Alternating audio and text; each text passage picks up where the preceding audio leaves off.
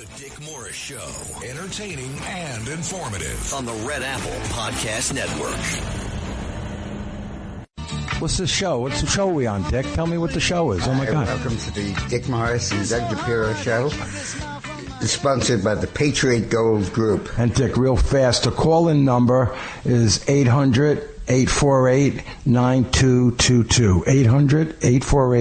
800-848-9222. I hope you realize I'm fooling around when Dick doesn't call out the show. I go, Dick, what show is this? Yeah, he needs to know because he's walking down the block looking for a mic.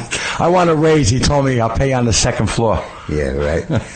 So the big news right now is that economic indications are much more optimistic, and it's impossible even for the media and liberals to ignore. They'll try, and they'll continue to badmouth the economy, but the data is becoming overwhelming. Consumer confidence rose for the third consecutive month in early February, according to the University of Michigan's preliminary assessment of the household sector. The index of consumer sentiment rose to 57.3, upending expectations that the index would retreat after prior month's unexpected rise. The improvement is driven by better views on current economic conditions, with the index climbing 5.2%. The gauge of expected conditions slipped slightly.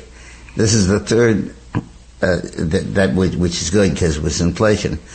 This is the third highest reading for the University of Michigan's index since August of 25. The index has climbed 12.5% since a recent low in November. So both Republicans and Democrats registered improved readings in February, with rises in both the expectations and current condition barometer. Republican expectations are now at the highest reading since shortly after Trump's return to the White House. Independents are more satisfied with current conditions. Expectations for inflation in the year ahead plunged.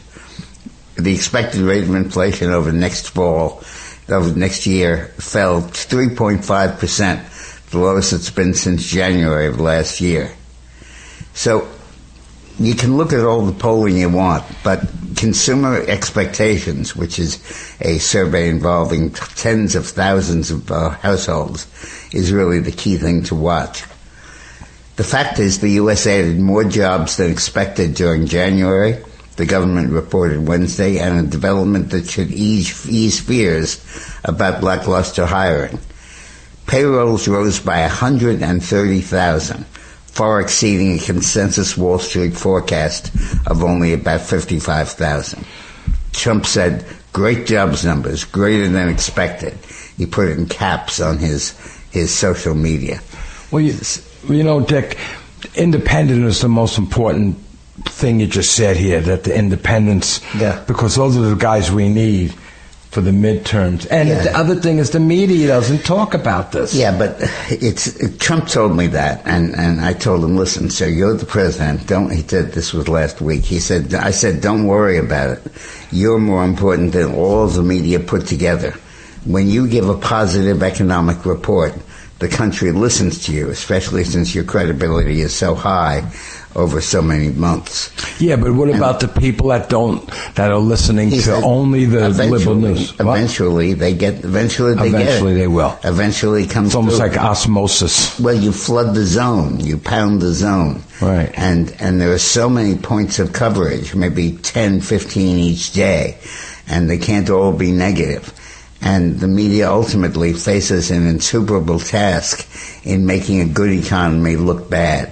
And it's not dependent on people's personal wallet or pocketbook. I was just about to say that. It's on flooding the zone with news media. Yeah, but I was just about to say, as we talked last week about this, that once people do see money in their pocket or they can afford it may take a while to see that.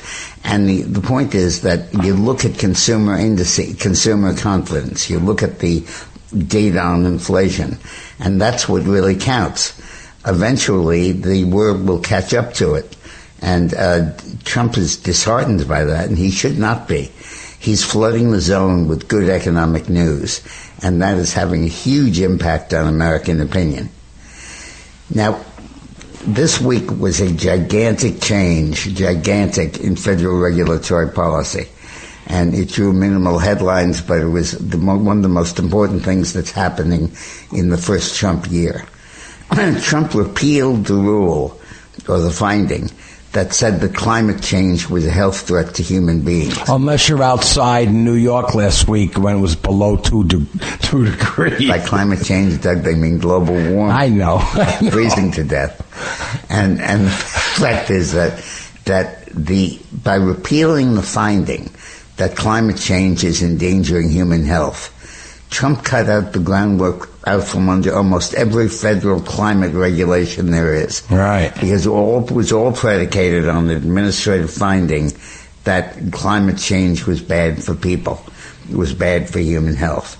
And once that was repealed by this administration officially, all of these regulations, all of these standards, all the emissions controls, all the limits on coal, all the limits on nuclear power, all the limits on fossil fuels were completely undercut and will not be able to recover. This is the greatest and most significant regulatory change ever since the myth of climate change surfaced. Plus what it will do for the economy also. Yeah, both. But the key thing here is that all of these regulations have to have a finding by fact by the federal government as a basis. And by eliminating that finding of fact and reversing it and flipping it, Trump has undercut the basis of all of it. Excellent. He also urged to exempt off-grid power sources. A coalition of right-of-center activists sent a letter Monday to the Senate urging passage of the Data Act, which would allow off-grid power sources to be built and used without regulation as a public utility. This is good.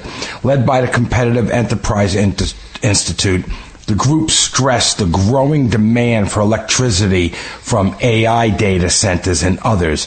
The Data Act decentralized access to technology alternatives, that's data, was introduced last month by Senator Tom Cotton of Arkansas. It would allow data centers to bypass federal energy regulations to encourage the centers to build their own independent off-grid power supplies. This initiative is anticipated to support AI infrastructure development and establish consumer-regulated electric utilities, CREU. I'm going to go CREU.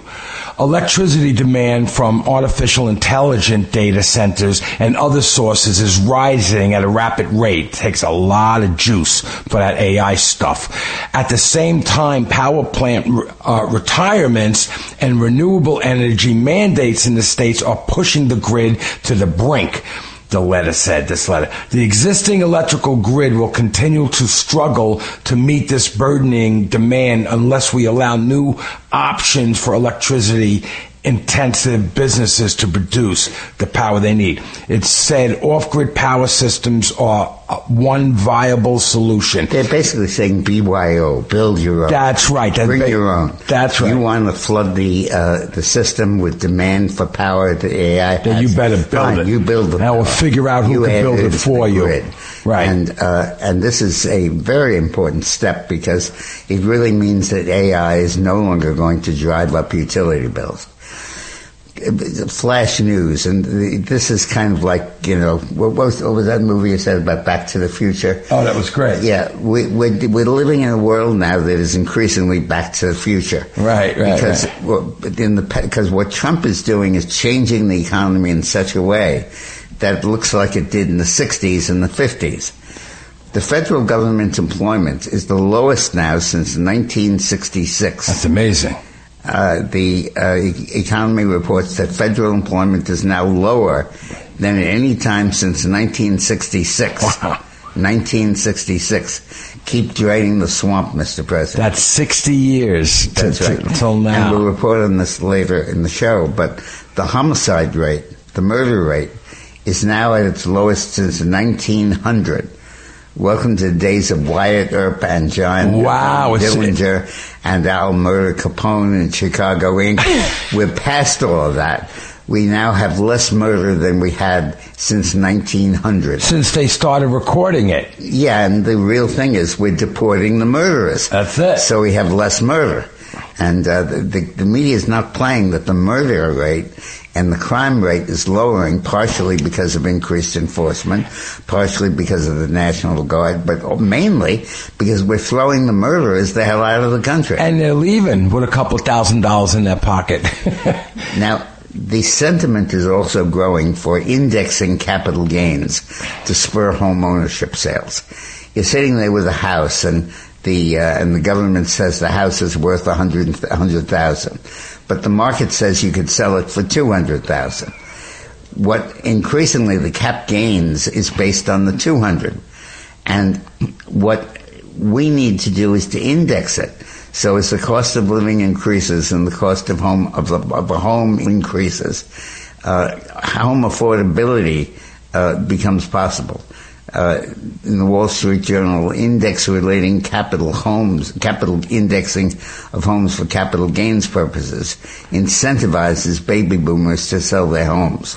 Because if your home is worth more than they say it is, you're going to get more for it on the market. And if the capital gains tax punishes you for that gain, you're not going to sell it. But if the capital gains tax stops punishing you, you're going to sell it. I thought capital gains tax was only paid after you sell it. No? Yeah. Oh, it's not a yearly thing. Right. No, it is. But the expectations of capital gains have everything to do with what your decision to sell and not sell. Right. Because your accountant says, you're going to sell, are you out of your mind? You're going to lose your shirt. And you won't lose your shirt. In fact, you'll make some money. But the media is telling you you're going to lose your shirt because we're not indexing the capital gains taxes. And they hate Trump. Now, the media came out with a report that DHS was deporting only people that 14% of the people who were deported by DHS had criminal records, and the rest of them were really innocent. Yeah, but born with babes in the woods. Earlier in February, CBS News released a report with a jarring headline which reads, less than 14% of those arrested by ICE in Trump's first year back in office had violent criminal records, document shows, with the report attempting to discredit the Trump administration's claims and accompanying efforts to apprehend what has been repeatedly cited as the worst of the worst criminal illegals. Check this out.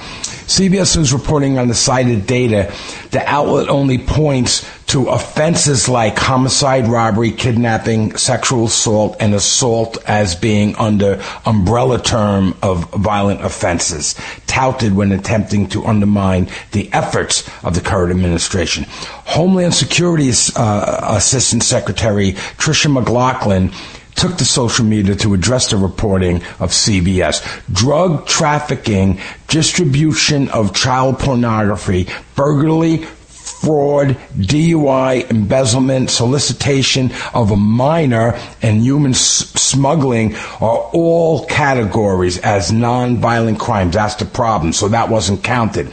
Like we said, 70% of those illegal aliens arrested under Trump and Noam have pending criminal charges or prior convictions. Apparently, CBS News also glossed over illegal aliens who had criminal charges or convictions from their country of origin, framing such individuals as simply people who were apprehended by immigration authorities for civil immigration offenses. So CBS doesn't care about the safety of us. They care that they hate Trump and they have to talk stuff about him. I almost said it. And the point is that the vast majority, like 70-80% of the people we're throwing out of the country have criminal records and are criminals.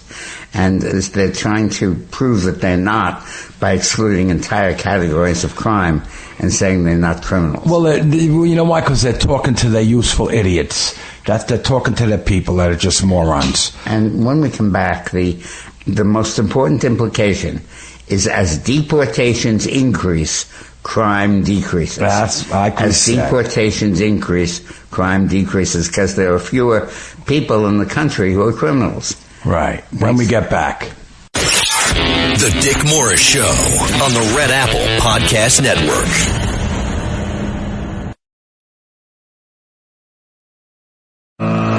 The Dick Morris Show. Entertaining and informative. On the Red Apple Podcast Network. Hi, welcome back to the Dick Morris and Doug DePiro Show, sponsored by the Patriot Gold Group. So as you said, as we were leaving before, deportations increase, crime decreases. This is great. Thanks to President Trump's commitment to securing the U.S.-Mexico border and finding and deporting illegal aliens from the United States, the southern border is more secure than it has ever been. Yeah, we know all that. Say again? But the key and homicides are on a track to reach the lowest number of records, as you said, since 1900. This is a huge reversal of previously accelerated crime in the modern era, especially when Biden was letting everyone through the border. That wasn't a problem, right? And it didn't matter if they had COVID. We couldn't go out to church, but COVID wasn't that bad that they couldn't bring all the illegals into the border. According to a detailed analysis of crime statistics from the Council on Criminal Justice released last month, crime rates during President Trump's first year in office plummeted as the president executed mass deportation of illegal criminals and secured the southern border.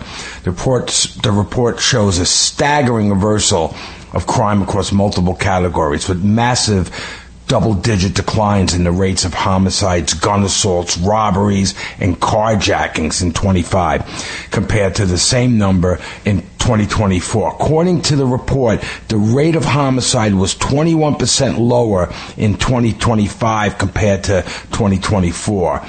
In 35 cities providing homicide data for the study. This represents 922 fewer homicides in 2025, or close to 1,000 fewer individuals whose lives were lost to homicide during President Trump's first year in office. This time.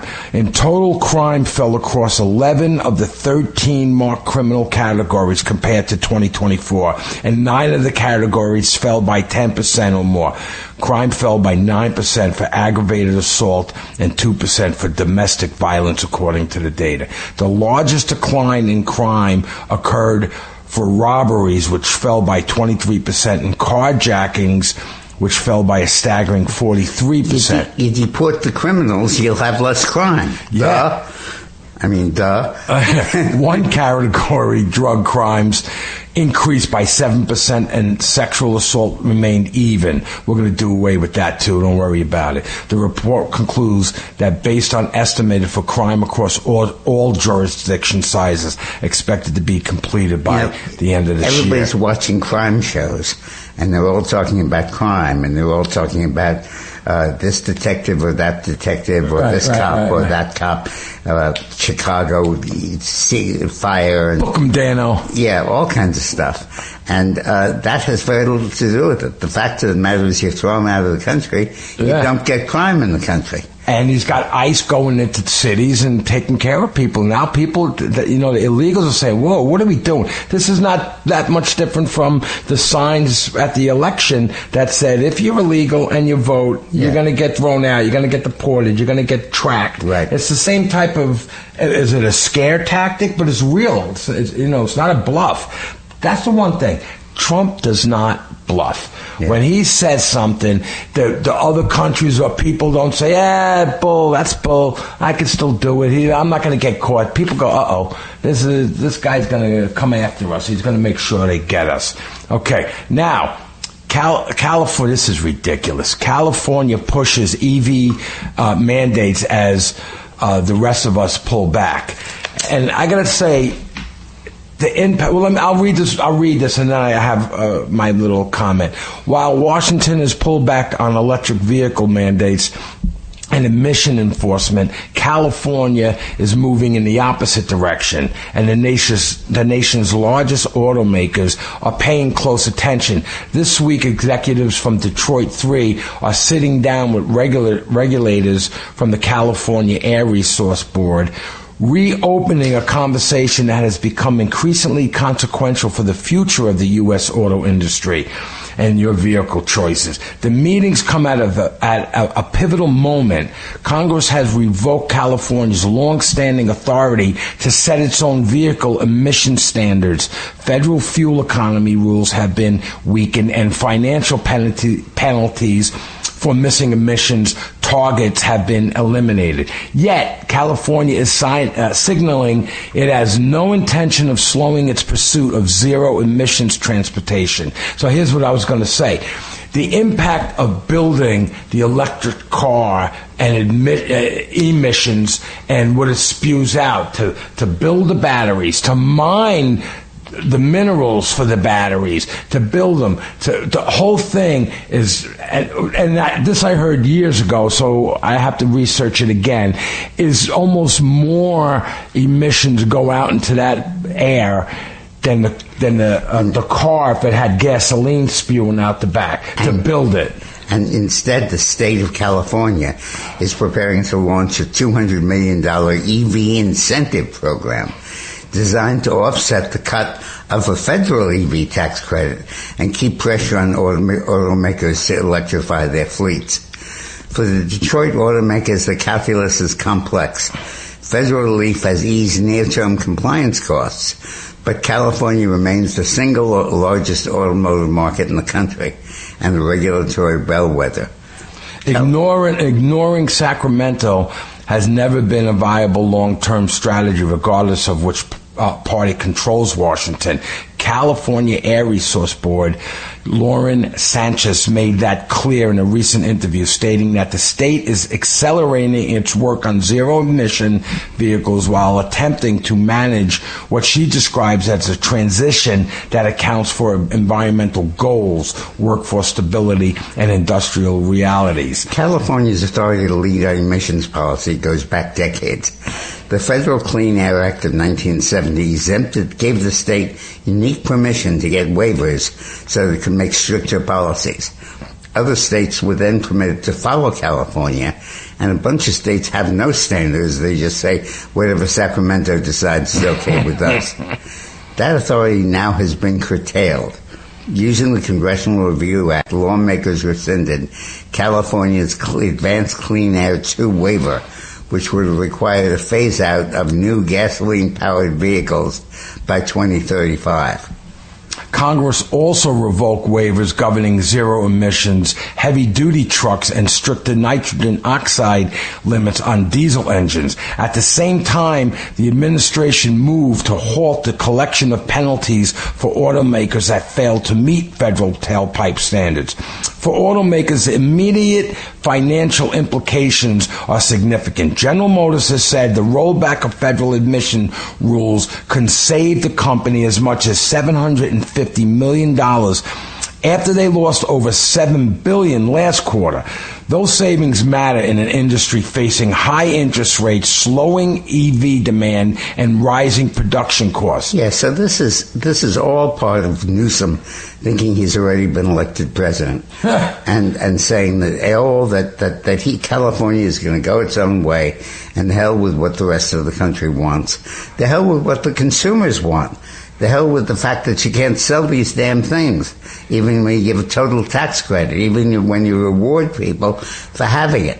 With federal tax credits gone and not returning, EVs remain more expensive than comparable gasoline vehicles for most consumers.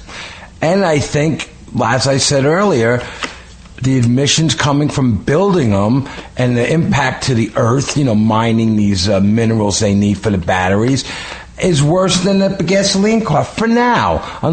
Listen, this thing's going to happen, or hydrogen is going to work. We're going to have cars that run on other power, but not yet. We're not ready. So remember, who was that, Zorro, I think, or Superman? Yeah. Who was that masked man? Well, we're asking that questions more and more, and the answer is it's a federal official. It's a federal ICE official. So the federal judge KOs the state requirement of ICE face masks, On Monday, a federal district court blocked enforcement of a state law that attempted to regulate how federal law enforcement officers perform their duties. Now, this is a pretty good. The case stems from California's attempt to prohibit federal agents from wearing face coverings while on duty. That's so we can kill their wives. What? Yeah. That's so we can still kill their wives and children. Yeah, right. Yeah. But it was all right that we had to wear the mask also a couple of years ago. Judge Christina Snyder, appointed by Clinton in 1997, issued a preliminary injunction preventing California from enforcing the portion of this law that barred federal law enforcement officers from wearing masks. The reason was straightforward. The law treated federal officers differently than state officers performing similar functions. Under the Supreme Clause of the U.S. Constitution, states may not regulate or interfere with federal operations in a discriminatory or an obstructive way. The court explained that California statute treats federal law enforcement officers differently than similarly situated state law enforcement officers. That unequal treatment is the Constitution defect. States can regulate their own officers. They can impose identification requirements. They can set internal standards, but they cannot single out federal agents for restrictions that do not apply to their own personnel. So again, the world is not turned upside down. Trump is turning it right side up. Right, and the masks that ICE agents are wearing to protect themselves and their families from abuse are legal. Right, because as we talked last week, they're doxing these morons, the useful idiots. They're little useful for the people. The useful idiots were taking pictures of people, going on the internet, figuring out who they were, and getting their names and numbers and family names, which was horrible. So wear as many masks as you have to. Now, the latest Congressional Budget Office forecast on debts and deficits over the next 30 years was plenty scary. It shows that debt as a share of our gross domestic product catapulted to all-time highs. And if we believed any of this, we'd be jumping out of windows too. But it's a prototype of the example of the old yarn. Never assume, because when you do, you make an ass out of you and me. That's from Felix Unger. Don't assume, because when you do, you make an ass out of you and me. Felix Unger. The CBO keeps forecasting an annual economic growth rate of about 1.8% for the next few decades. This is only slightly more than half of the real growth rate for the past 100 years. They predicted 2% last year, and the real growth rate was twice that high. They haven't ever heard of AI. They haven't ever heard of robotics. If we can achieve sustained economic growth of 3% or 3.5%, which we're doing, and Navarro just got on television and said we'll grow at 5%. Wow. If we grow at 3%, the debt curve bends down. And if we grow 3.5%, listen to this, if we grow 3.5%, we pay off the entire debt in 30 years. Wow. We don't see any reason this can't be achieved just by continuing Trump's policies on taxes, deregulation, and energy. Well, here's the thing. If we elect some Democrat, then that's not going to happen. Yeah. That's the problem. This so reminds me of the Clinton administration, when the Federal Reserve Board would not lower interest rates. And Clinton said, please, look at the economic data. And they said, because of economic boom and the job creation, inflation is going to come back. And Clinton said, what about the internet? What about the computers? We're changing the whole way we make goods and services in this country, and we're increasing productivity dramatically. We're almost doubling it. And the Federal Reserve Board said, unless it goes on for decades, we're not going to believe it. Wasn't that the guy that talked in riddles? What's his name? Yeah. I forget his name. Yeah. I can't think of his name. And the point is that now we're facing the same conundrum, which is a Fed that refuses to believe what the economy is doing, which is adjusting to productivity, coming out with ways to make stuff with less labor and less cost, switching to raw materials that cost less, changing supply chains so that you can fight inflation, and they're just not giving them credit for it. And they're putting out numbers that scare the hell out of people about how much debt we have. But in fact, we don't need to. They're totally untrue.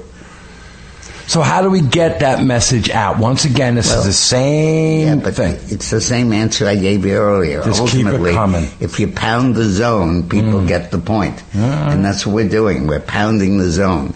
If we're repeating ourselves, that's what we're supposed to do. Right. Now, Trump is also eliminating the middleman in health insurance, and that's crucial because he's really going to be reducing health care costs.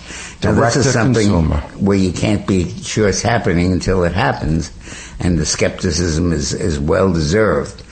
But Trump's push for direct-to-consumer health care solutions, like Trump RX, instead of forcing Americans to beg permission from insurers, pharmacy benefit managers, and bureaucrats, Trump RX is finally giving patients access to medications from manufacturers directly, with transparent pricing and fewer layers skimming off the top.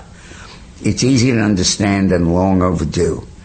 Pharmacy benefit managers, or PBMs, sit between patients and pharmacies, insurers, and manufacturers, quietly manipulating the system to their advantage.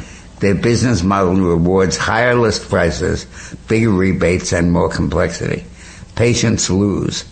PBMs win. Trump is taking a sledgehammer to that system.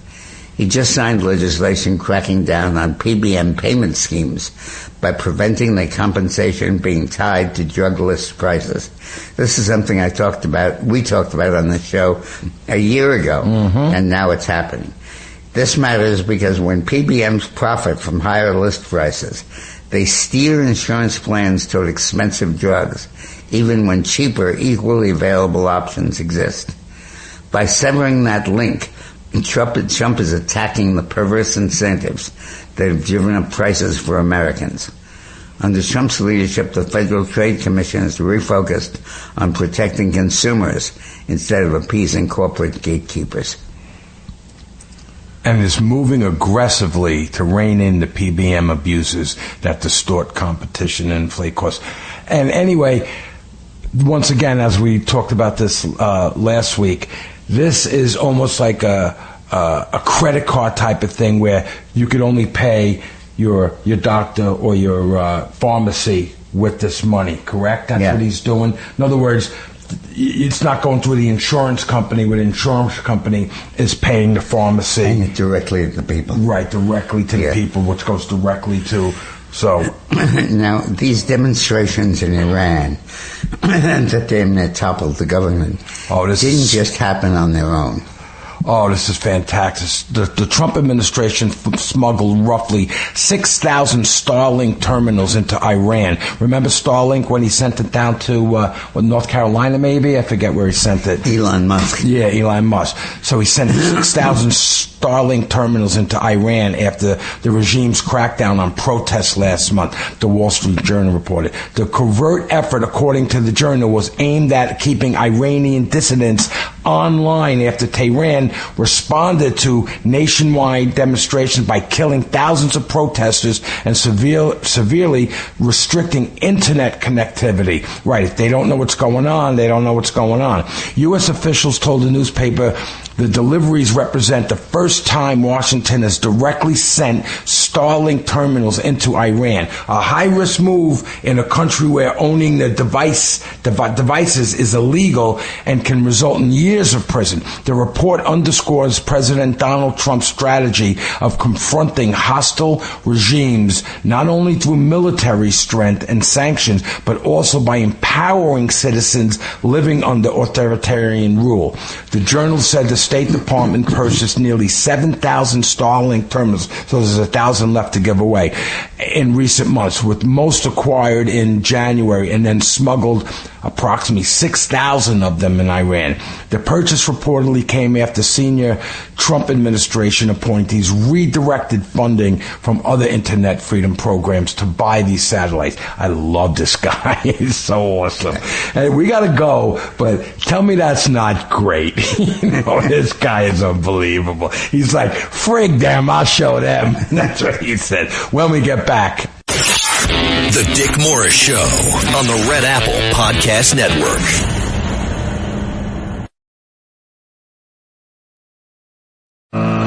The Dick Morris Show.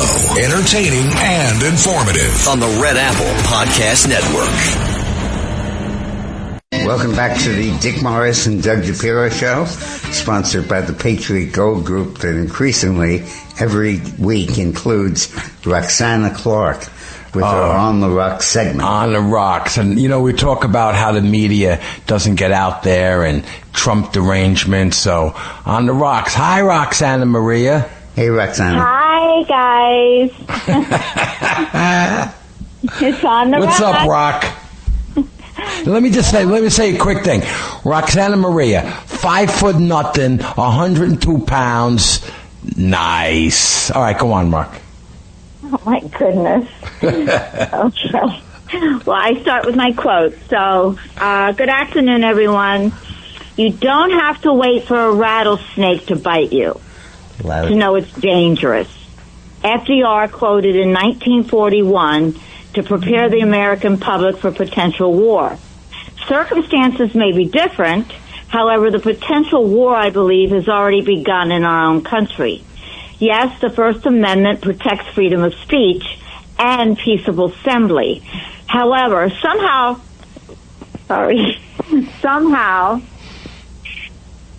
it was forgotten that the government can enforce restrictions and stop protests that become violent or unsafe.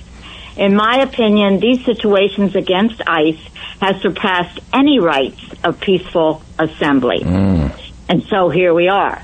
The obvious question is why it's being allowed. We already know by following the money, these organizations are being funded by wealthy enemy foreign countries such as China, Iran, and Russia, and some very wealthy people. My research has been thorough in this. This all with the knowledge of the Democratic Party. This is not a movement. This is a well-funded machine. This is an American issue. It's about national security, about not allowing foreign governments coming in, dividing us, but it's happening, and it has to be stopped. So moving on. We'll now reopen the Epstein files. So here we are, again. First, the Democrats cried for the files. They were convinced it would be the downfall of President Trump once and for all. Spinning their false narratives, publishing pictures decades old. Nothing new, we've seen it all, but nothing that could be conclusive.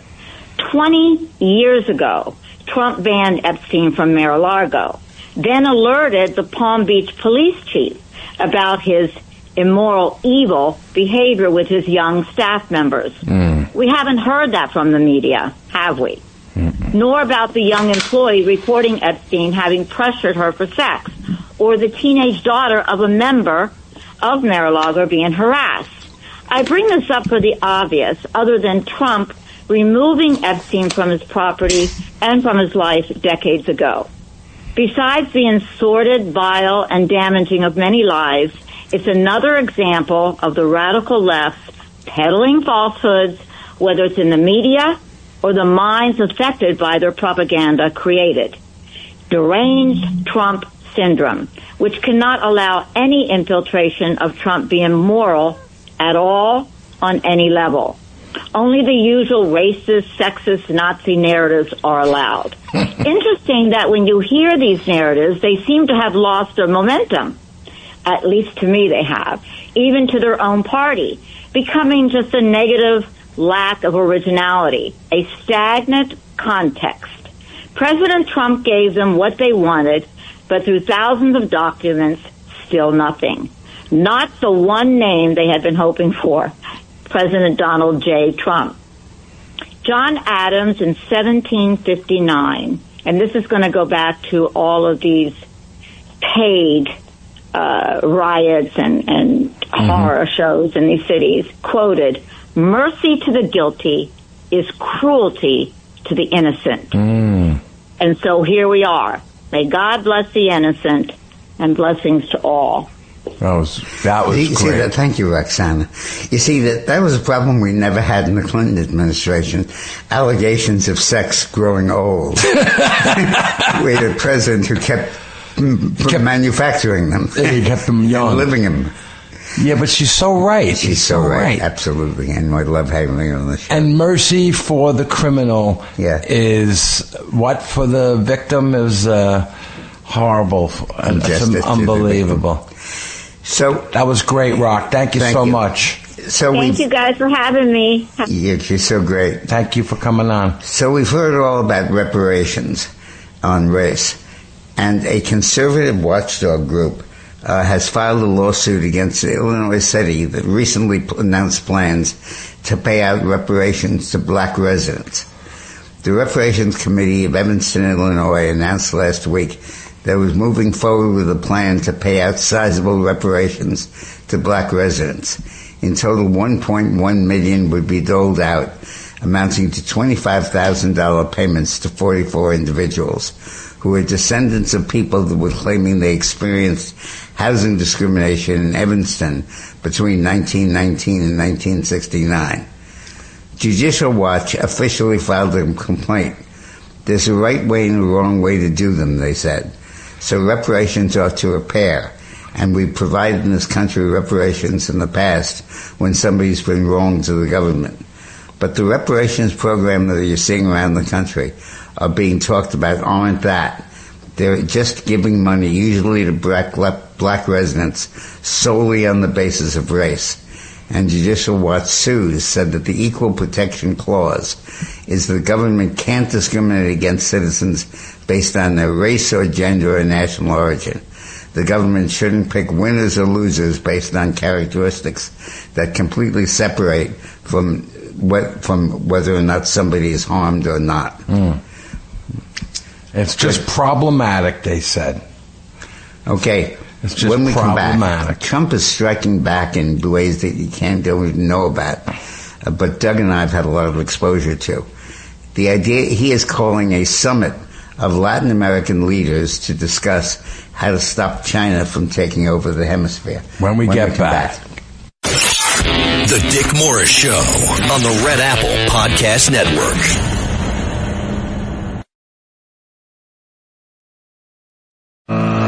The Dick Morris Show. Entertaining and informative. On the Red Apple Podcast Network. Hey there, Dick. What's the name of the show? Welcome back to the Dick Morris and Doug DePiro Show, sponsored by the Patriot Gold Group. And the caller number, just so people get it, is 800-848-9222. 800-848-9222. Let's go to Sandra in New Jersey. Hey, Hi, Sandra. You obviously have the phone number. Good afternoon. First, I have to say about Roxanne, good things, very good things come in small packages. Roxanne, I love what you say every week. Amazing. So I wanted to talk about Bruce Blakeman and Hochul, Governor Hochul. Jokel. Two different people. Hochul governs within Albany Democratic supermajority, and that means higher spending and policies like bail reform.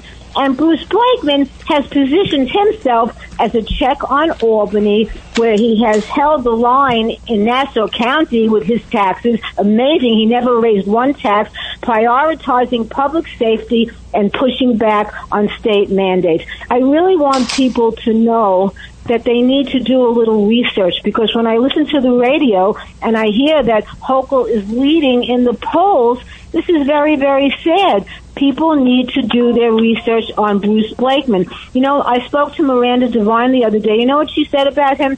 She said Bruce Blakeman is the New York savior who is hiding in plain sight. This man has to win. And you guys know that on March 19th, we're going to have him at the Women's National Republican Club for a meet and greet. And everyone out there who wants to meet this great man and get to know him should come. March 19th, you said? Yes, I sent you the flyer. March 19th, Bruce Blakeman meet and greet at the Women's National Republican Club on 3 West 51st Street. You know, they can look it up and find out how to go about coming. But they should. People have to get to know this man. He's great. What he's done in Nassau County, if he's done so much over there, and he has, could you imagine what he'll do for New York? Look, people have to do their research. That's all I can say. I have a list of all the things Hochul stands for and a list of what Bruce Blakeman has done. I don't think I have the time to share it, but do your homework, everybody, and you'll see a very big difference. That's great. Well, we're going to have him on the show next week. You know, I wanted to have him on this week. I couldn't get him. Let's go to Monique. Thank you, Sandra. Thank you so much. You're welcome. You're welcome. Go to Monique, I think in Rhode Island. Hi, Monique. Hey, Dick. Hey, Doug. I'm calling to celebrate the president's actions in rescinding the 2009 endangerment finding and restoring common sense to the Clean Air Act. Yep. Endangerment finding is what we're talking about, where he said that climate change is not an endanger to human beings, and shouldn't be using it as the basis for all the regulations. What else Exactly. you got, Monique?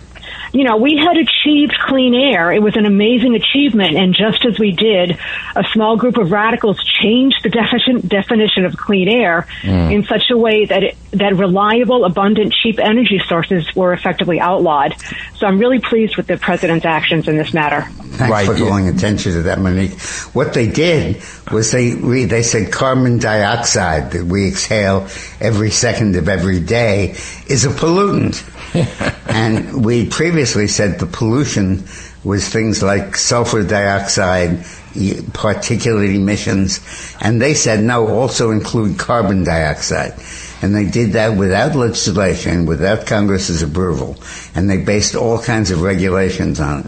Well, Trump just pulled the rug out from under them. They changed their narrative depending on how it looks and what they could tell the useful idiot. It used to be global warming. Now it's them cooling. Now it's climate change. They can't figure out man, woman, weather. They just don't have it.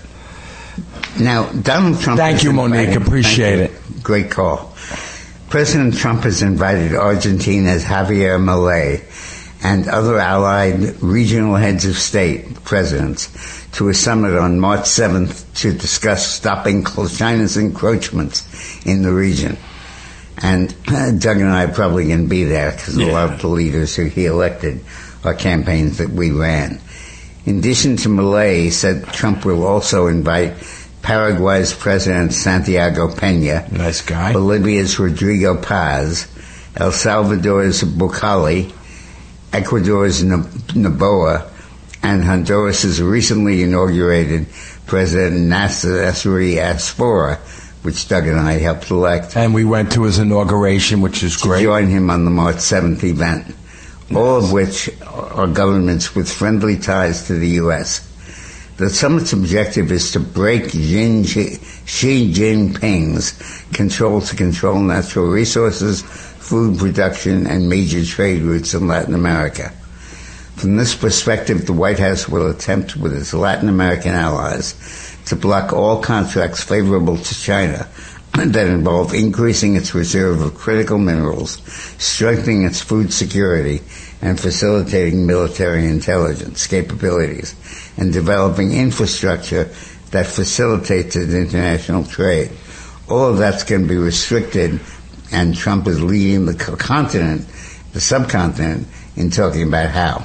Because, China's just on the coast of South America. They're all over the place, and Trump has to get some control over there. So that's what he's going to do. Meantime, he's cracking down on Cuba.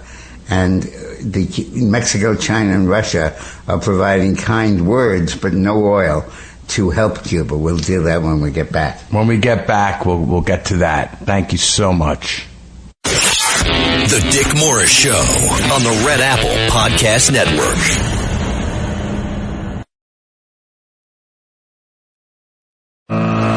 The Dick Morris Show. Entertaining and informative. On the Red Apple Podcast Network. So we watch Cuba gradually being strangled. And what are Cuba's allies doing about it? This is the Dick Morris and Doug DePiro Show, sponsored by the Patriot Gold Group. Mexico, China, and Russia vowed to provide assistance to the ailing Cuban regime this week.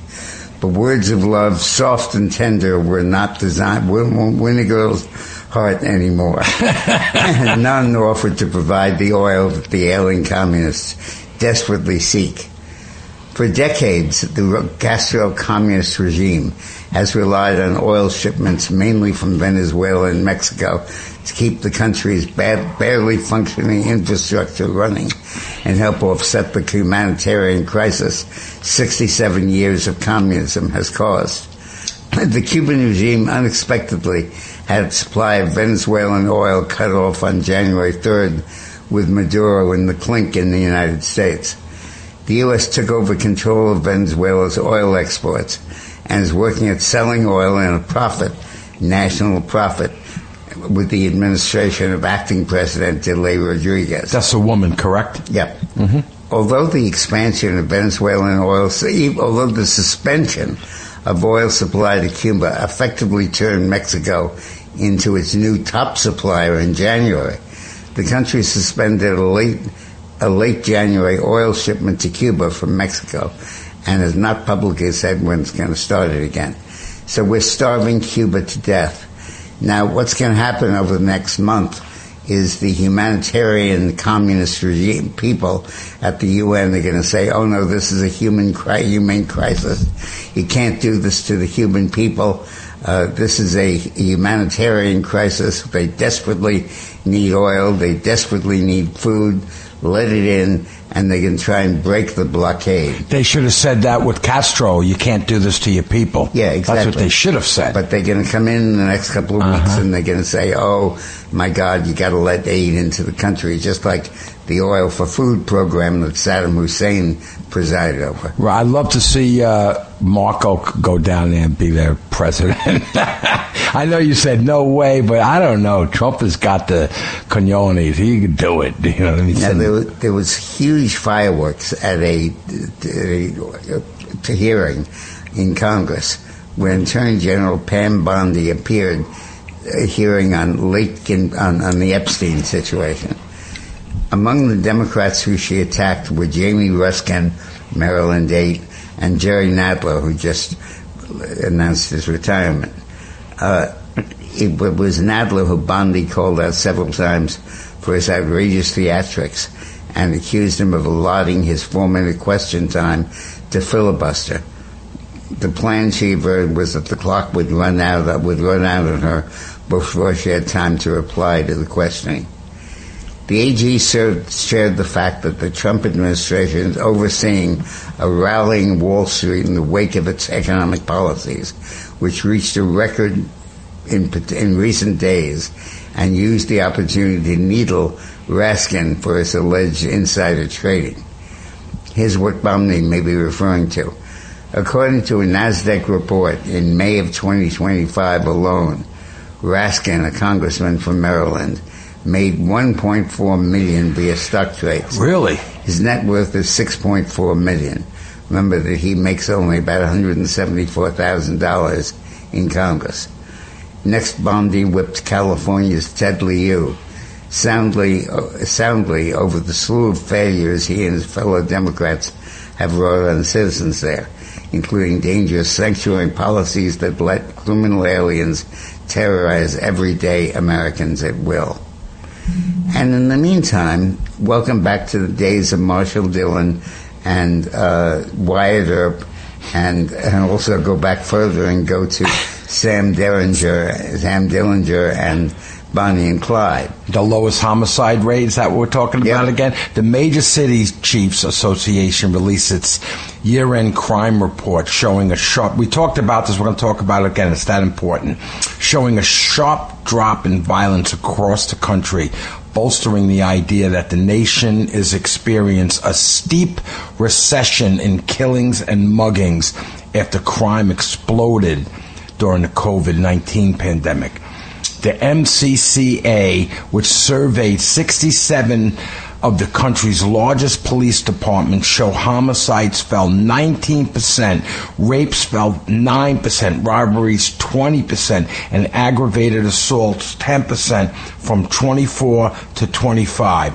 Some of the nation's largest cities, such as New York, Los Angeles, Houston, reported no increases across the 4 types of crime listed in the survey. Now, the D.C. and Memphis both benefited from federal law enforcement, but the other cities did not.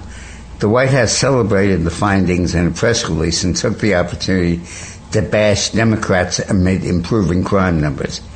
By surging federal resources to Democrat-run cities that had devolved into war-gate zones, removing savage criminal aliens from our streets, supporting police and prosecutors, and rejecting radical left weakness, Trump's decisive actions have turned the tide and saved countless lives, restoring peace to communities long abandoned by Democratic politicians who prioritize criminals over fellow citizens. The Trump administration also touted the findings of a separate analysis that said 2025 may turn out to be one of the least violent years in more than a century. The Council on Criminal Justice said there was a 21% drop in homicides among the nation's 40 most populous cities last year, according to its study. The drop in violence does not include a drop in attacks on ICE agents. Yeah, right. Those have increased. That's the only form of crime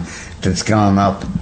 That's so horrible. Just the idea that people are so blazing or, got so much... Now, there's a great analysis that was issued by a guy who is my new hero. Let me get his name here. Shunk, S-H-U-R-U-C-K, Shuk, J.B. Shuk, in the Gladstone Gatestone Institute. He's a senior fellow there. And he analyzed Donald Trump's media style and really made the point that it is incredible, and I'd like to spend a little time about it. Trump preserves to flood the media landscape with many subjects, themes, distractions, and objectives all at once. He might start the day with a message on Truth Social warning Iran not to kill protesters. Minutes later, he could point out to the U.S. reporters that the Navy has quarantined vital shipping lanes around Cuba. While walking to Marine One, he might field 20 questions on the White House lawn about diverse, unrelated, even contradictory subjects Biden would be hiding under the desk, including why he should have been awarded the Nobel Prize, why he might be forced to attack Iran, will he join NATO in providing security guarantees to post-war Ukraine, will he ignore the concerns of UN partners and seize Greenland?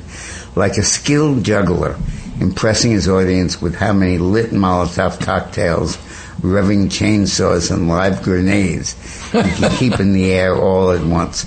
Trump is making it extremely difficult for any member of the press corps to prioritize one newsworthy story over the rest. In other words, it's like a tennis match. The head's going back and forth. Boom, boom. There's tremendous value in Trump's smorgasbord communication strategy. By discussing so many topics that are newsworthy, provocative, and important, the president prevents his fiercest critics in the press from focusing America's attention on any one story. A cable news channel that wishes to paint the capture of Maduro as reckless or illegal finds it hard to convince American people of that thesis when Trump has already turned his sights toward Cuba, Iran, and Greenland. So, by being an agent of chaos, or the juggler-in-chief extraordinaire, Trump makes it clear that he alone decides executive policy. White House Press Secretary Caroline Leavitt plays a major role in faithfully articulating his daily messages, but no one doubts that it's Trump's message being communicated. By affording the press so much personal interaction, Trump really is his own press secretary. He is. The whole communications staff at the White House takes its cues from him, and those trusted staff members adjust their words to amplify the message accordingly. So when Trump complains about the media is blocking him and he's not effective in getting it through. He's just wrong. The Trump machine gun fire approach to communications keep America's competitors, adversaries, and enemies on their back feet. During the 24 election campaign, Trump repeatedly promised that he would use tariffs to recalibrate America's trade positions. And everybody laughed at him.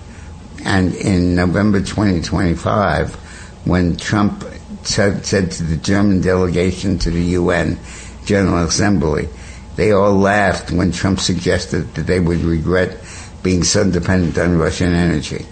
But after Russia's 22 invasion of Ukraine and the sabotage of Nord Stream 2 pipeline used to transport natural gas from Russia to Germany, Europe's disregard for Trump's blunt warning proved to be hubristically dim-witted. Mm-hmm. Similarly, when Trump publicly expressed interest in purchasing Greenland from Denmark, the Danish Prime Minister called it absurd.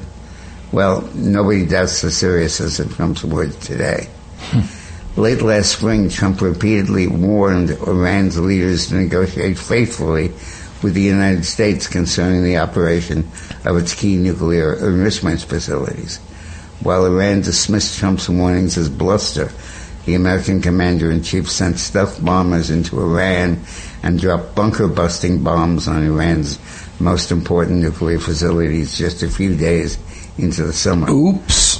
When the illegitimate Mexican President Maduro refused Trump's offer of exile, America's Delta Force operators crashed through his fortress stronghold and brought the tyrant to New York to face narco-terrorism charges in court. In 2026, political and economic leaders around the world now hang on Trump's every word. They know that they know that what he says shifts the direction of stock markets. They know his warnings are prescient. They know both his promises and threats are real. They also know that this president is willing to do unconventional things to achieve success for the United States. He's willing to offer friendship to enemies. He's willing to handle friends sternly. He's capable of looking at protracted conduit conflicts from many different angles. So Donald Trump's communication strategy is succeeding wildly and well, and that's the point that he's making. Yeah, I like it. When necessary, Trump is quite comfortable employing the Eisenhower principle by first making problems much bigger, at least on the air, before the ultimate solution comes into clear focus. Then, when those solutions do appear, Trump swiftly acts. He is friggin' brilliant, I gotta say, this guy. And I don't think, he consciously throws out all these different things in the news thinking, I'm going to divert these guys or change their mind or get them so flushed as they can. I think he just does it. I think he's just creating so many things. It's almost like I said, I don't believe he believes in the legacy in such a thing as he did one thing or two, that's going to be my legacy. I think he thinks, I got to take care of America. I got to make things great. And he does so many things. And then he sits back and goes, there's a legacy. The whole thing. Damn right. I don't think he says, I got rid of ISIS. That's my legacy. And I always said that in the beginning. He got rid of ISIS. That alone could be a legacy. Yeah. Right? And that's 1,000,000 years ago. But now, in a bid for legacy, North Korean leader Kim Jong-un has reportedly designated his teenage daughter, 13 years old, to be his successor. Lawmakers were briefed Thursday that Kim, believed to be around 13 years old, has entered what officials describe as a successor designation stage. Zhu Ai, I think that's how you say it, has appeared repeatedly alongside her father at major state events over the past year. She was present at a founding anniversary of the Korean People's Army, visited by Kumsusan, Palace of the Sun, and accompanied Kim to Beijing in September for a high-profile military parade. Can't wait parade. until Trump meets her. What? Can't wait until Trump meets her. Yeah, she first appeared on state television in 22, holding her father's hand while inspecting an intercontinental ballistic missile. Come here, honey. Let me show you how we kill people. You know what I mean? Trump meets her. She's either going to smile or cry. Now, Trump has signed a law, believe it or not, prohibiting federal payments to dead people. I can't believe that. What does he have against dead people? Ending improper payments to deceased people act was signed into law, closing a loophole that allowed taxpayer dollars to be sent to people who've died. Senator Kennedy has pressed the issue for years. His 2020 bipartisan reform temporarily required the Social Security Administration to share its death master file with the Treasury Department to prevent this improper payment. That 3-year safeguard was projected to save at least $330 million between 24 and 26. The new law makes that data sharing permanent and strengthened. The new law makes that data sharing permanent and strengthens the Treasury do not pay system, allowing agencies to cross-check death records before sending. That's horrible. He doesn't like dead people. This is wrong. He's such a racist bigot. What we call that? He's a deathist. And I bet the dead people who he doesn't want to pay are mainly black. Oh, yeah, who's a racist. That's right. We got to think of something. He's a more, I don't know, deathist. Anyway, when we get back, we're going to talk about Susan Collins to back the SAVE Act assuring pact. That's pretty interesting, right? That's huge. Susan Collins. All right, when we get back. The Dick Morris Show on the Red Apple Podcast Network.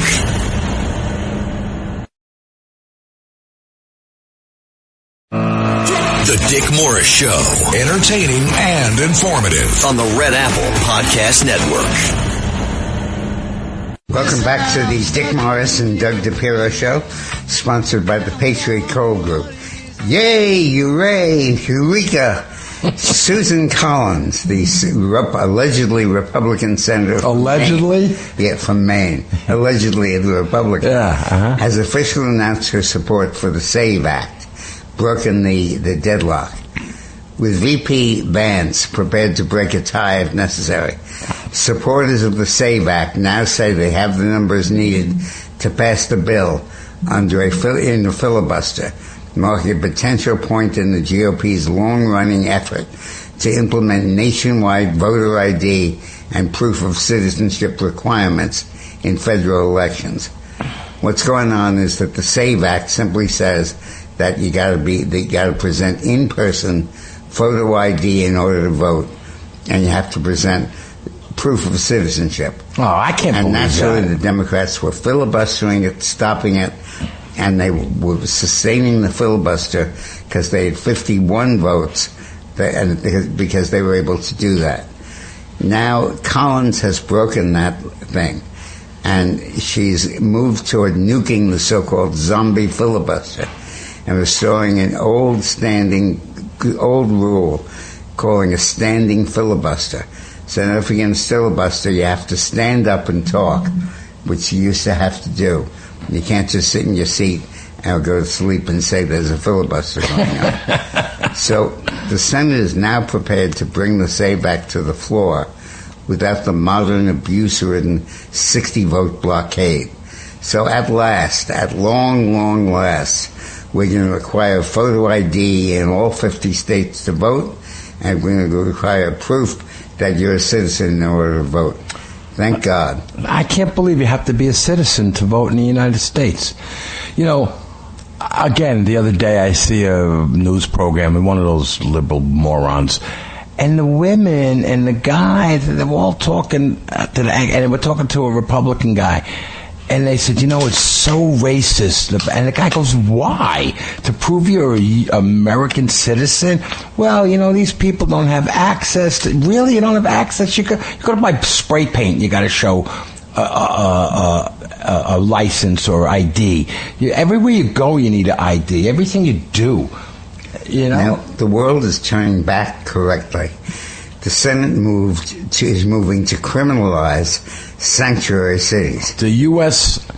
Senate is finally moving to hold rogue mayors and governors personally accountable for the defiance of federal immigration law. For years, these sanctuary politicians have shielded criminal aliens, obstructed ICE agents, and turned American communities into high-risk zones, all while demanding taxpayer-funded bailouts to clean up the mess they created. Senate Republicans led by Senators Lindsey Graham and Eric Schmidt introduced powerhouse legislation packages designed to strip the sanctuary label of its power. The End Sanctuary City Act of 2026, introduced by Graham, doesn't just cut off funding, it carries a hammer.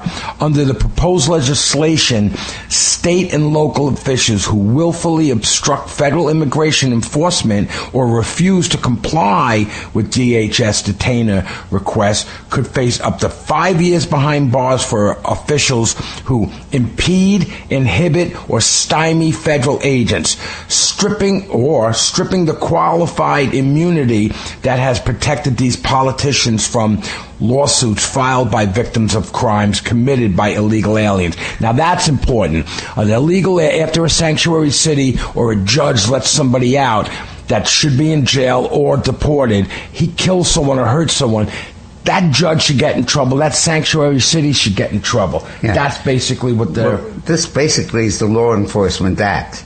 It means that from now on, you can't shield illegal immigrants by declaring yourself to be a sanctuary city. And if you try to do it, you yourself are going to go to jail. You yourself, Mr. Congressman, Mr. Mayor, Mr. Governor, will face criminal sanctions. Well, there should be a consequence for someone that just wants some murderer or rapist or some big shot criminal out on the street just because they hate Trump. Hey, why don't we go to the phones? Andrew in New Jersey about reparations. Hey, Andrew. Hey, Andrew. Hey, how's it going? Just want to say with reparations, wouldn't it be more appropriate if it was the Democrat Party, since they were the party of slavery, and then they were the party of Jim Crow? Right. And even blocking school choice, I see, is like a form of Jim Crow. And shouldn't they pay? Yeah, absolutely. And what about all the white guys in the Civil War that died, 400,000 or whatever? 50,000 white soldiers died to end slavery. More than 50,000. No, it was... no, I'm sorry, 50,000 black soldiers. No, but it was 300,000. 350,000 Union soldiers. Right, right. So we need reparations for that. What do you think? If you're going to do it right and be fair. Pay your fair share. Sense. Now, right, the Democrats, so all of us that were on the right side of history. And what about, if it was a fund, too, that businesses or people could contribute to, and it could be used for education and business startups, stuff like that? Very good. I see these news guys go out on the street, conservative guys, and say, well, do you think we should open the borders and let people? And they go, absolutely, if it's a liberal they're talking to. And they say, well, that we have 3 or 4 people over here. Can you bring them to your house, and can they stay there? Oh, no, not my house. I don't have the... Now, this is the ultimate stat, the ultimate statistic. If you don't know any other statistic, this is the one to learn. Inflation-adjusted wages, that's the amount you get paid after inflation, rose $1,400 a year in Trump's first year in office. Wow. In other words, adjusting for inflation and taking account how much money you paid and how much you had to pay in inflation, under Trump, your wages went up by $1,400 a year, about $100 a month. Wages for private sector workers outpaced inflation by roughly $1,400 during Trump's first year in office. Wow. The White House touted a nearly $1,400 increase in real wages following the release of the January Consumer Price Index.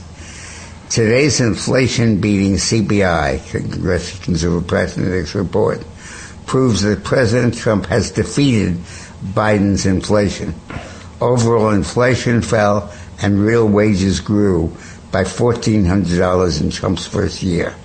This is the one stat you need to know if you don't know any other. That magic wand must be really, really easy to use. Yeah. What are you going to have? A magic wand? What, Obama said that to him, right? Yep. Sure. Inflation at 2.4% this year, less than expected. Consumer prices rose 2.4% over the past year, and 0.2% in January alone. The latest Consumer Price Index, CPI, report, which was delayed by the brief government shutdown earlier this month, showed inflation coming in below expectation. Okay, so if you're one of these voters who isn't undecided about how to vote in the midterms, what more do you need? You have proof that real wages are going up. You have proof that that Trump is cutting out the middleman in medical care. Right. You have proof that the U.S. debt adjusted for inflation is going down. What more do you need? Well, basically the media is just against Trump, and that's it. They won't say the truth. As a matter of fact, he's suing the media right now for slander and bias. President Trump has buried media outlets in an unprecedented avalanche of lawsuits alleging they defamed him and sullied his reputation, a move legal scholars say could strike the largest blow against media bias ever seen. This is such an amazing strategy by the president. It's so great. He's going to shut him up and he's going to hurt him a little in the pocket. Since 2024, Trump has filed lawsuits against 8 media companies demanding an astounding total of $65 billion in damages. Separately, he is suing the IRS for leaking his tax returns to the New York Times. One of the 9 lawsuits, 2 companies settled with the president for tens of millions of dollars, while the other 7 cases are still pending, and more lawsuits are coming. Trump recently said he'll sue comedian Trevor Noah for a joke he told during the Grammy Awards about the president's connection to disgraced sex offender Jeffrey Epstein. The president also said he plans to sue journalist Michael Wolff, alleging that emails show Mr. Wolf conspiring with the now deceased sex offender to damage him politically. Trump did not file any lawsuits targeting media bias during his first term. While out of office, he filed 4 separate suits, 2 against the Times and 1 each against CNN and the Washington Post, of which were dismissed. Historian Craig Shirley said no president has ever been as litigious as Trump. In fact, he couldn't recall a previous president ever personally filing lawsuits over perceived sites. Did you ever recall a previous president getting sued himself for every other thing and indicted for all the stupid crap that Trump was getting? Right? That these guys Shirley said this is unprecedented because the attacks on Trump are unprecedented. There you go. Awful things have been said about presidents for years, but we've never seen a president attacked by the media to this level with this degree of irresponsibility.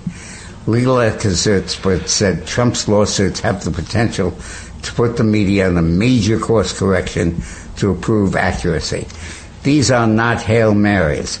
The litigation could change the trajectory of media tribalism and media bias because they show that the media is intentionally slanting the message dramatically. Defamation cases are notoriously difficult for public figures to win because they must establish 4 key elements, including concrete damage to their reputation, and that's a false statement was made with malice.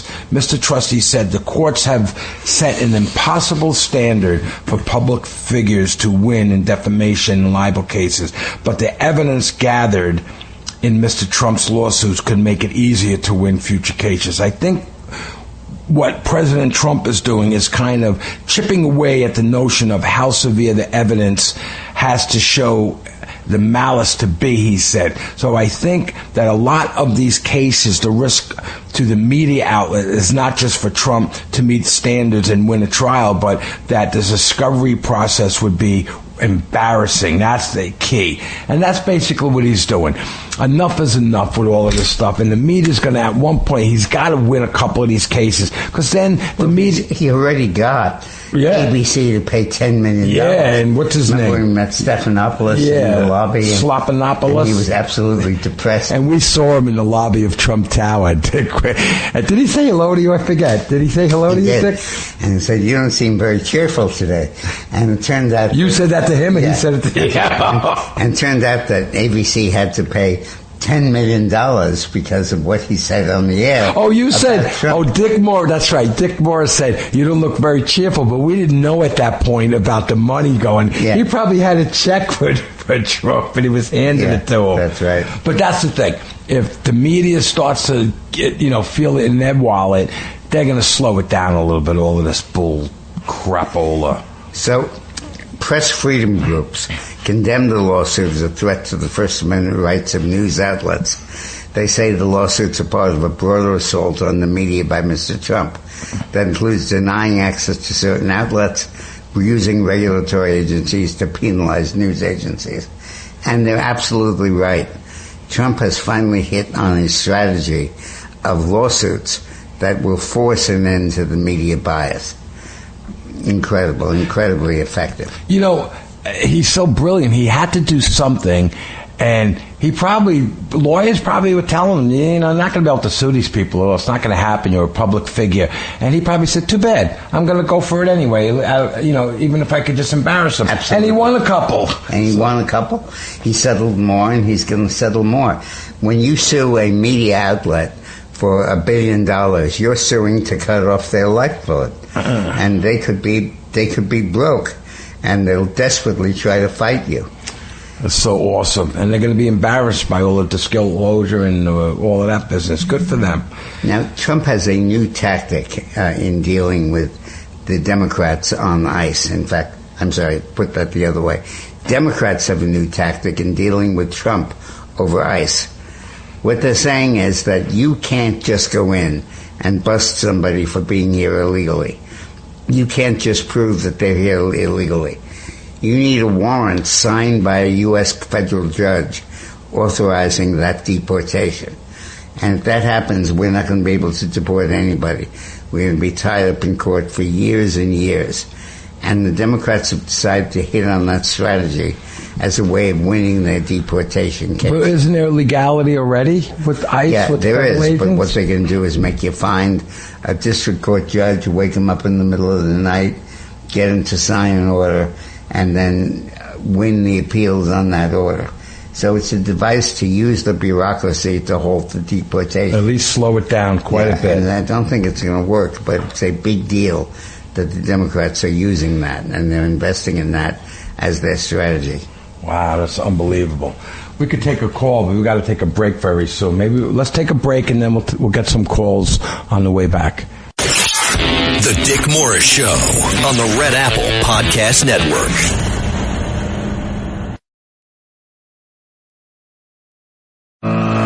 The Dick Morris Show. Entertaining and informative. On the Red Apple Podcast Network. On. Are you on? I'm on. Come on, get on this it, Dick. Dick Morris with Doug DePiro in the Dick Morris, Doug DePiro Show, sponsored by the Patriot Gold Group. You got it. Maybe you weren't on so good. Oh, man. What we have discovered in today's show is just absolutely incredible. You look at the range of topics we've covered, and if you learn these topics, you know everything you need to know about American politics. The one theme I take from this is how the media will not speak of Trump, or how they do speak of him and not speak well of him. Yeah, but you're right. He get the message. I didn't agree with that. We went back and forth for weeks on that. Yeah. And I'm starting this. Well, it's the only thing he could do is flood the zone through his. But somehow to get to the liberals. But I guess we're not going to get to. We got to get to the independents. Let's just review the stories we've covered. Economic optimism rises. Inflation fears ease. Trump repeals a reg saying that climate change is a health threat to human beings, undercutting the whole basis of all the environmental extremism we've seen. What about the fish? Yeah. Well, fishing is an important part of it. He's killed the offshore windmills because of the endangered fish. And also eagles and birds. Yeah. And there's another thing. I was just talking. Not just going fishing. I just read something just this morning or yesterday about Well, Roxana was talking about it with the beaches out here, that they put big poles and flags where there are turtle eggs so people don't disturb them. I said, they're worried about the turtle eggs, but not the egg in the woman's body. That's true. All right? So we also have the Trump told the artificial intelligence people, bring your own power. Bring your own power grid. Absolutely. Don't rely on us to do it. We have the idea that home ownership, that the cost of owning your home should be indexed, and that you shouldn't pay capital gains taxes on illusory gain. No, but go over that with me again. I asked you earlier about that. Because you pay $100,000 for your house, really, never going to happen. And then they say, well, it's worth $200,000. Yeah. You don't have to pay that money, right? You go to your bank, and they say your loan is for $200,000. Oh, I see. Yeah, and you go to your appraiser and your assessor, and everything goes up because they're saying you owe more than you really do. Got it. And saying you have more than you really do. Got it. I've got a great example of that going on now. I'm trying to get Medicaid payments for Eileen, who's in a nursing home. Uh-huh. And as the value of my home, in theory, keeps increasing, I have to fight that. Right. And I just bought a piece of land, but I'm doing as much as I can with cash so I don't have any mortgages, if I can. So the DHS has rebutted the idea that only 14% of the people deported have criminal records. They're saying if you look at the whole thing, it's 70%. Yeah, right. And as deportations increased, crime has been dropping dramatically in every state in the country. It's the first time a president has ever been able to influence law enforcement and crime rates. President Nixon tried to make crime a big issue in his campaigns, but the problem was that he had to rely on Supreme Court decisions affording lawyers right to counsel, the Miranda decision, Miranda rights, and all that. And those were useful. Those were important tools in fighting crime. Speaking of... But then Donald Trump has come up with the complete answer. Deport them. Throw them out of the damn country. Oh, my God. You know how many people were screaming at him? But I got to ask you this. This is so long ago. Nixon had coined the Latino for Spanish people, because we're all Latino, Italian, French, and Spanish or Latin, right? It's a Latin language, it's a Latin thing. But I think when he was doing the census through the border, he says, you got to give them a name so we know who we're talking about. And it was either not Hispanic, it was Latino. I think, I'm going to look it up. I'm almost sure it was Nixon got his people to get that. But let's just go through what we've been talking about on this show. The federal government KO'd the requirement that ICE can't use face masks. They said ICE needs to have its own regulations and can use face masks to protect itself. And if you were dyslexic, it would be okay. KO? Okay. That's a joke that Dennis gave me. Yeah. The forecasts of U.S. debt are crazy and don't account for inflation, don't account for productivity. Judicial Watch is saying that you can't have reparations for black people only because it violates the Constitution. Yeah. Trump is hosting a summit of anti-Chinese leaders in Latin America to stop them from taking over the continent.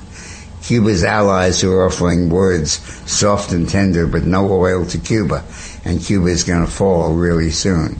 You watch. The U.S. has the lowest homicide rate since 1900. That's amazing. As Trump supports the criminals. It's just amazing. Let's go to the phone. Let's get Rick for ID voting. Hey, Rick, how are you? Hello. Hi, Rick. Yeah, I'm good. Guys, I wanted to find out, hopefully this law passes, but if it somehow passes, do states still going to go to judges to fight, put injunctions to... They can go to the judges, but they'll be lost. They'll lose. Federal law is supreme, and it now the statute overcomes the state laws, and the requirement to photo ID can now be implemented in all 50 states, regardless of the lawsuits. This is victory. Awesome. All right. Thank you, Rick. Appreciate it. Let's go to Joe in New Jersey. Hey, Joe. How you doing? Hey, gentlemen. Big fan of the show. I was wondering if you could tell us what's going on with Social Security. I can't seem to get a straight answer on it. Well, we keep getting barraged with all sorts of media postings saying, "Oh, your Social Security benefits are all set. They're all going to change. There's a new law and all of that." Let me be clear. The changes are, number one, you do not have to pay income tax on the payments you get from Social Security. You don't. Number two, the whole Social Security system is being overhauled to stop payments from going out to dead people, and coming soon will be indexing of your capital gains tax, so that you don't pay for increases you haven't had. The real thing that's going on with Social Security is that Trump is not changing it; he's reinforcing it, and he's making it clear that you do not have to pay income taxes on money from tips, money from overtime, and money from Social Security. Yeah, but now I've seen now, like New York is not enforcing that right now. Yeah, well, the tip thing. These are federal laws, and the states have their own system. So states have the option of charging you when the federal government doesn't. Mm-hmm. But that's a matter of time until it gets overturned. Right. Uh-huh. I just saw that. Thank you, Joe. Appreciate that. Let's go to... Is Marge still on? Marge in Long Island? Okay. Hi, Marge. Hi, Doug. Hi, Dick. Thanks for taking my call. I have a proposal to help seniors with income tax, aside from what you're talking about, indexing, et cetera, and also to stimulate the housing market.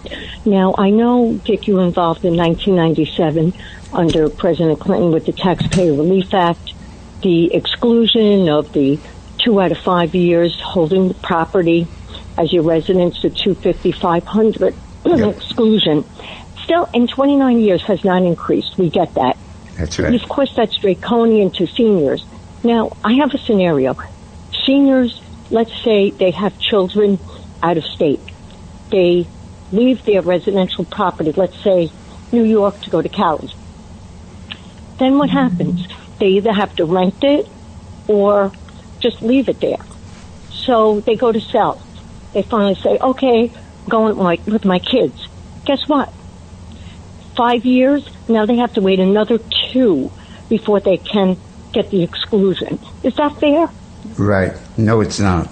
It's not. And the whole idea of the need to update the exclusions to take account of the inflation is absolutely crucial.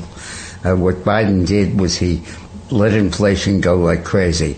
And then when it came to giving people any benefit from inflation, he suddenly wouldn't do it. And I think you're absolutely right. Let me just give you my proposal. If you had the house for 50 years, 5 of which you lived away, why can't they do a percentage? Let's say 45 out of the 50 years, you get 90% of the exclusion. Hopefully it's not 250, 500. But you do it as a percentage because they're not flipping homes. You're talking about the state doing it. The feds allowing the states to do it. Yeah, but I think that's a limited question. I think that as soon as we get through this tax year, you're going to see the states caving in and adopting the federal policies. I think this is just an election maneuver. Interesting. And I think that ultimately it's going to be entirely uniform. Thank you, Marge. Thank you, Marge. You want to go to Tony? We have time to go to Tony in Hillsborough? Okay. Hey, Tony. How you doing? Good. Hello? Yes, I'm here. Yeah, I want to talk about the Coast Guard. Instead of them not getting paid, what if they put them under the Department of Navy executive order by the president? And they've done this before in World War II. Yeah. They probably will. They probably will. And everybody realizes that the defunding of the DHS, which includes the Coast Guard and a whole lot of other enforcement stuff, is just showboating by the Congress. Ultimately, What's going on is Congress has said, unless you pass rules limiting ICE's ability to track down illegal immigrants and limiting their ability to handcuff them and deport them, we're not going to vote funding for the Department of Homeland Security. And it's like saying we're not going to vote funding for the Army or the Navy. And it's obviously a PR stunt. It's obviously not serious. And probably by the time you get your phone bill for this call, it'll be repealed. That's good. All right. When we get back, we're going to take some more calls, and we'll see you soon. The Dick Morris Show on the Red Apple Podcast Network.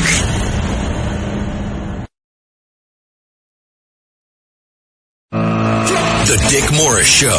Entertaining and informative. On the Red Apple Podcast Network. Get us in the show, Dick. Get us in the show.